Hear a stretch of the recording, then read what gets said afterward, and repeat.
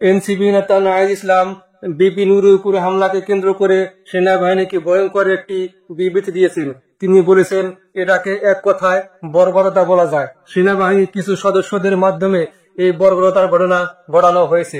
অফিসাররা প্রথমে হুমকি দেন, আর 10 মিনিট পর পরই হামলা চালানো হয়। এটা উদ্বেগজনক এবং প্রশ্ন তৈরি করছে, আসলে অন্তর্বর্তী সরকার কাদের ইশারায় চলছে, সেনাবাহিনী কার নির্দেশে পরিচালিত হচ্ছে।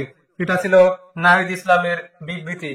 কিন্তু এখানে বড় প্রশ্ন হচ্ছে, মিস্টার নাহিদ নিজেও তো কিছুদিন আগেও এই সরকারের অংশ ছিলেন। তখন সরকার কাদের ইশারায় চলছিল সেটা তো তারই ভালো জানার কথা। এখন তিনি পদত্যাগ করছেন এবং আবারও রাজনৈতিক ক্যারিয়ারের জন্য মাঠে নেমেছেন।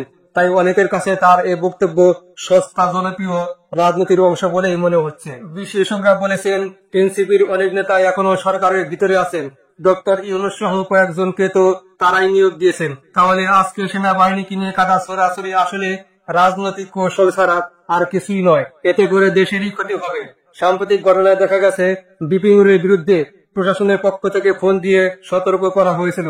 বলা হয়েছিল, আপনি এই ধরনের কর্মকাণ্ড বন্ধ করুন, রাজনৈতিক কার্যক্রম অন্যভাবে করুন। কিন্তু তারপরেও নূরের নেতৃত্বে কিছু সহিংসতা হয়েছে, পার্টি অফিসে হামলা চালানো হয়েছে। প্রশ্ন হলো, এটা কি প্রশাসনের দোষ নাকি বিপি নুরের দোষও আছে?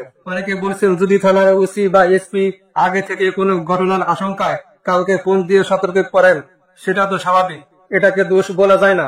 তারা তো কোনো মিলাদ মাহফিল ভাঙতে যাননি, বরং সহিংসতা ঠেকানোর চেষ্টা করেছেন। তবে একটা ঘটনাকে কেন্দ্র করে বারবার সেনাবাহিনীকে টার্গেট করা কি সঠিক?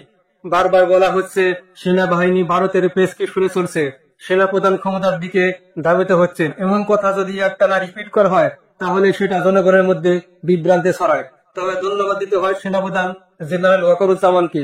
তিনি ধৈর্য ধরে পরিস্থিতি সামলেছেন। এমনকি সাম্প্রতিক এই বক্তব্যগুলোতেও সেনাবাহিনী কোনো উস্কানিমূলক প্রতিক্রিয়া দেয়নি, বরং প্রধান উপদেষ্টার সঙ্গে সাক্ষাৎ করেছেন এবং বিষয়টিকে শান্ত রাখার চেষ্টা করেছেন। বিপি নুরের উপর পুলিশের হামলা অবশ্যই গ্রহণযোগ্য নয়। এক লাল টি শার্ট পরা কনস্টেবল যেভাবে নূরকে মেরেছে, সেটা স্পষ্টভাবে ব্যক্তিগত ইন্টেনশন হতে পারে এবং তদন্ত হওয়া উচিত। তবে সামগ্রিকভাবে সেনাবাহিনীর ভূমিকা দেশের আইন শৃঙ্খলা রক্ষায় ইতিবাচক ছিল।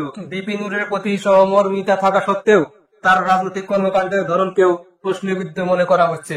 আজকে যদি এনসিপির অফিসে আক্রমণ হতো, তখন কি নাহিদ ইসলাম সেনাবাহিনীর একই ভূমিকাকে সমর্থন করতেন? আপনাদের কাছে প্রশ্ন রইল, অবশ্যই কমেন্টে জানাবেন।